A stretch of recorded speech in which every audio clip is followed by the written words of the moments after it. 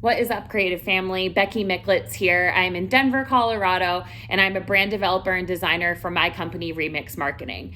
Coming to you live from a living room floor today to answer some questions. So let's just get right into them.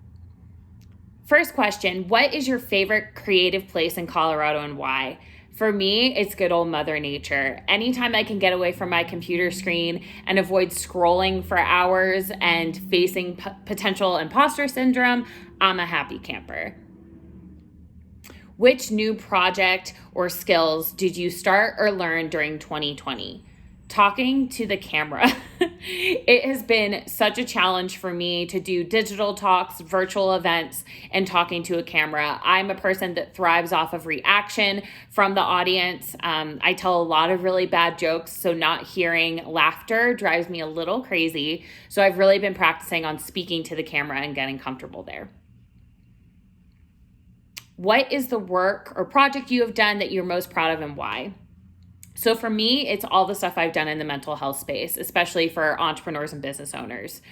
For myself, it's a very vulnerable space for me, which I don't often get to do in my other line of work with branding. So that's really refreshing in itself. It creates a way more meaningful set of work for me in another way.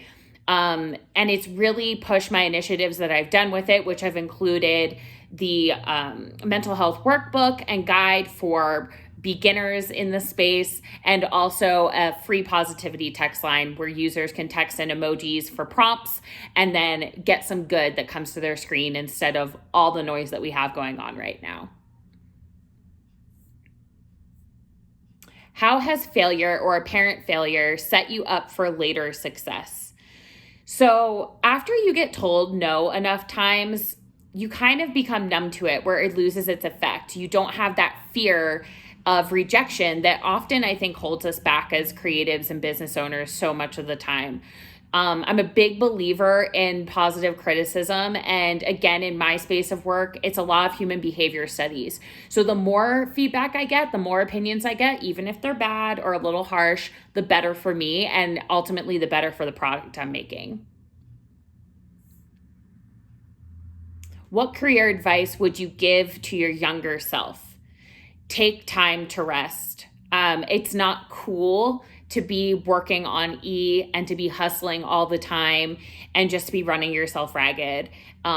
Being able to invest in yourself and really take the time to breathe is going to be way more beneficial for you and your company. What is the best advice you received for your creative career and from who? So for me, this is from back in my college days when I was studying a lot of music and concert photography. I had the pleasure of interviewing a rock and roll photographer named Jerry DeWild, and he has a very talented daughter, Autumn DeWild, who also works in the space. And when I spoke with Jerry, he was living in California. I was in the process of getting ready for my move there. I had no real true connections or work set up. I was kind of going on a leap of faith, and I asked him, what is something that you would tell me? Like, what's your advice to me? And he simply said, come on out, the water's fine. It was a very Yoda-like response, and especially in my early 20s, I kind of was anxious about that response where I'm like, what do you mean?